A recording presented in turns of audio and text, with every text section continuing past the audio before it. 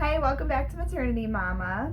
It's Amanda, and I have a special guest with me today, my hubby, Josh, from Maternity Traders, who is also our partner. Mm-hmm. And we're going to do a little interview with you today and talk about you as a stay-at-home dad.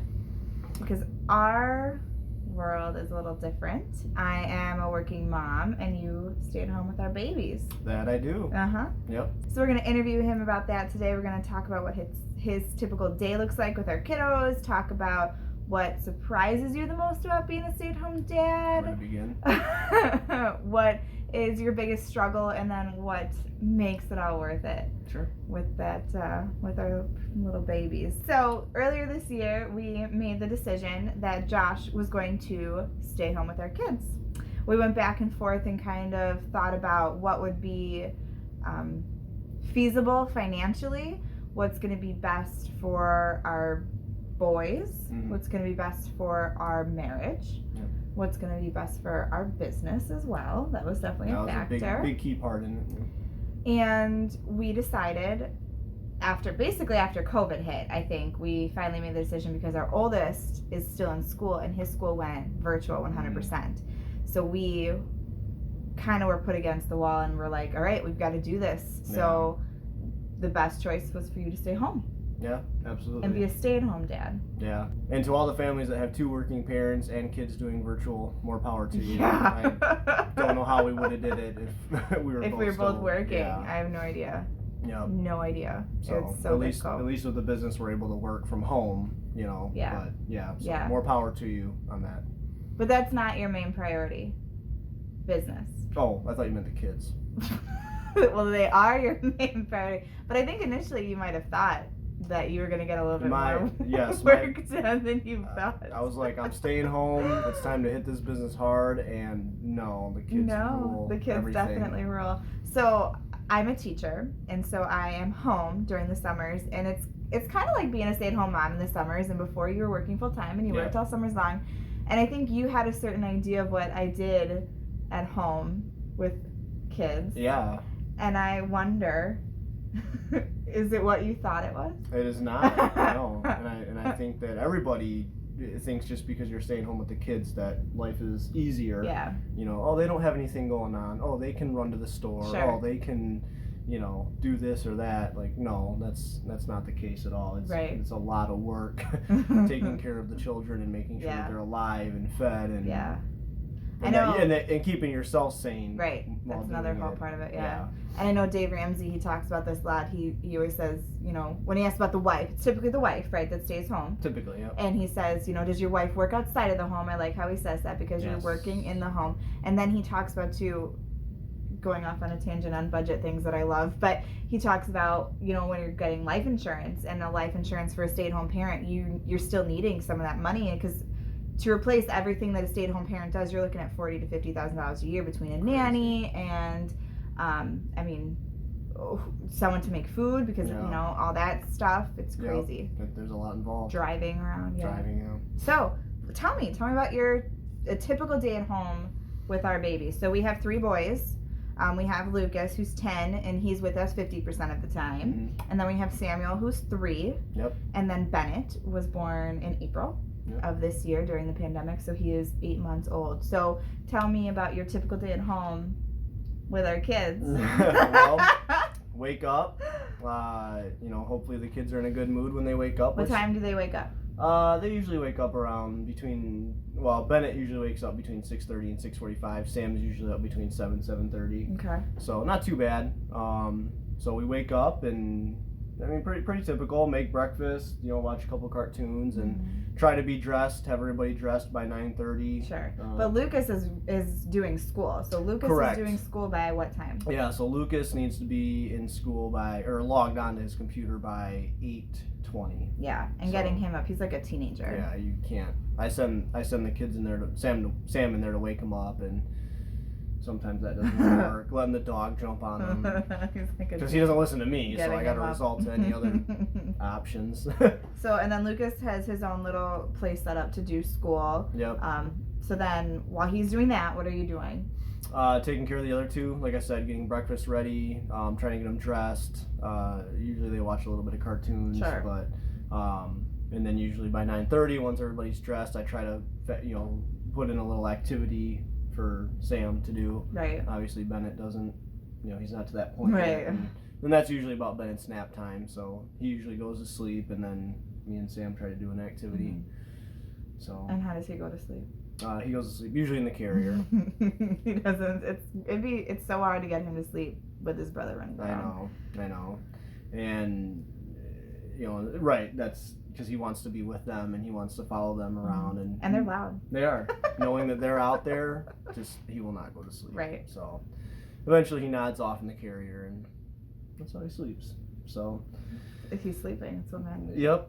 And then he sleeps for usually about an hour and a half. And then Sam just kind of plays. Sometimes there's some tablet time. Sure. After the activity, and Lucas will have a break from school at some point, so he'll come and play with the kids and get a snack, and then it's lunchtime rolls around and makes some lunch, and then shortly after that, Sam goes down. Bennett, well, that's usually when his second nap is. Sure. But you have to take Bennett to put Sam down. Correct. Mm-hmm. Yep. He comes in the room, reads stories with us. Yeah. And then he lays down and goes. Then Sam lays down and goes to sleep, and then obviously Lucas is still doing his school, and then he'll have a lunch break somewhere in there. Usually between around 12:30 he has a lunch break. So, but then from 12:30, 1 o'clock.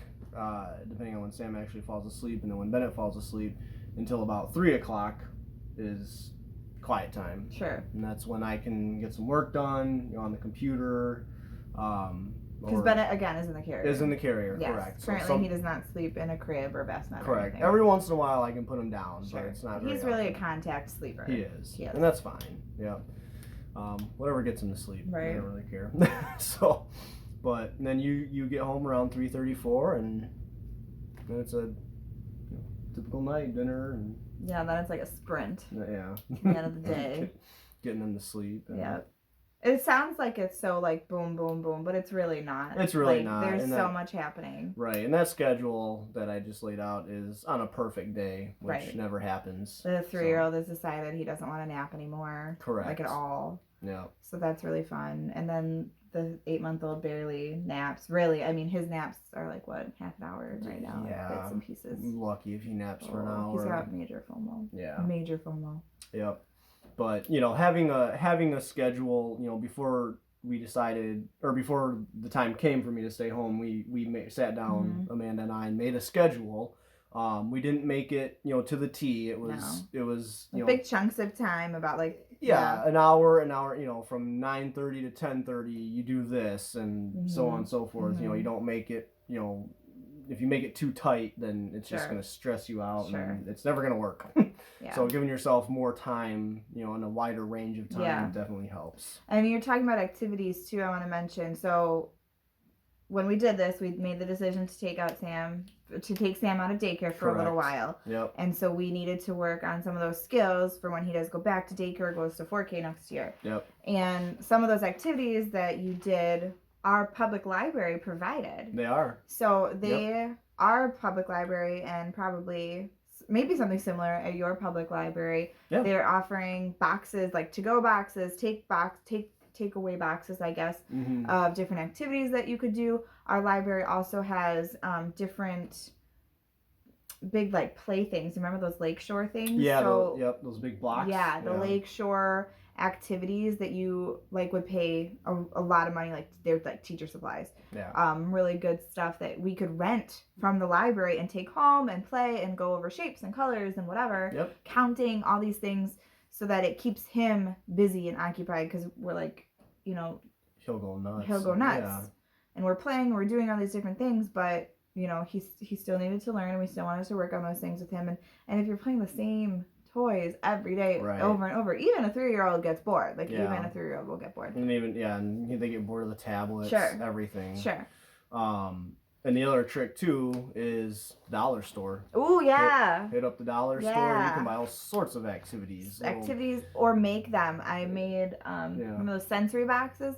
I made a couple sensory boxes from different like beans and rice and cotton balls and things that you can. And then you put things in there and they find them, like anything like that. Kids love. He loved that stuff. He did for a long time. Yeah, so it's just good to keep them active, keep them going, and you don't have to break the bank by doing it. You know, just for sure. Kenosha your Kenosha library, but your public library, and then the dollar store. You can get so much stuff for them to do, from painting to colors to shapes, whatever. And when the weather was nice, something you really took advantage of was our local parks. Yes, going to the parks. Going for walks, taking the dog for a walk, letting them ride their bikes, scooters. Parks here, even if you load up the van and drive 10 minutes to a different park, like it's like, oh, it's a cool new park. It's so different. It's like, she said van. Yes, I do have a dad van. Yes, we did. We went back and forth and decided the van belongs to. I mean, they were the kids more. I know, and it's fine. I put my Darth Vader on the top or on the antenna thing, so it works out. But yeah, getting them to the park when it's warm. You know, if you live in a warmer area, then good for you. But here it gets super cold. I don't know. It's like 20 degrees out and raining, snowing, nasty today. So anyway, no parks for us. Not today.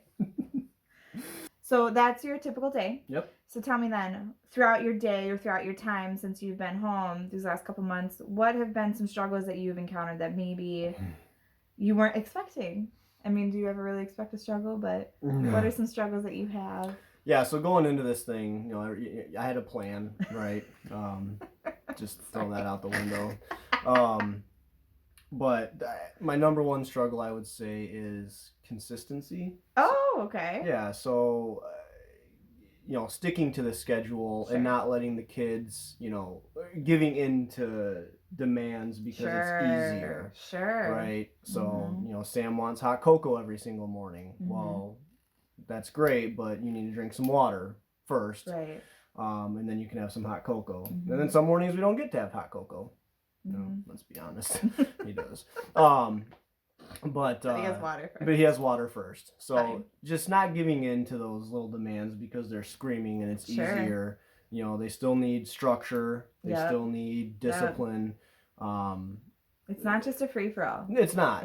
You will never survive. Right. Because when he was in daycare or when they go to school, there's structure. There's rules that they need to follow. Kids love structure. They do. They I feel like teachers don't know that. I mean, anybody that's not a teacher doesn't know that. Yeah. Kids love structure. They do.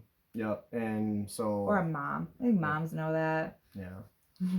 Now don't get me wrong, we have our days where it's just like, okay, whatever. Right. You know, but those are few and far between. Yes. They have to be. They cannot be they cannot be the norm. Yep. So just keeping things consistent, sticking to our schedule, sticking to the rules. You know, obviously we communicate a lot about rules and what we expect out of them.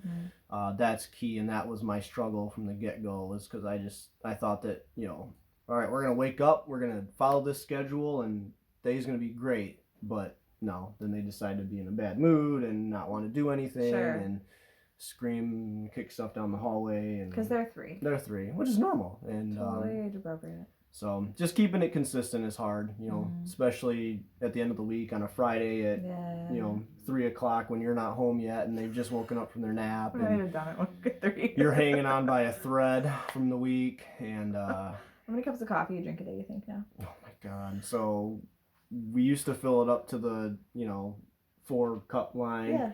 Then a week later, it probably went up to 6, then 8. Now I think we're at 10. I don't know. But I think I bet you make some during the day too, don't you? Every once in a while I do. Because we have one of those dual coffee makers that has the, you know, you can brew a whole pot or you can make a single cup. Sure.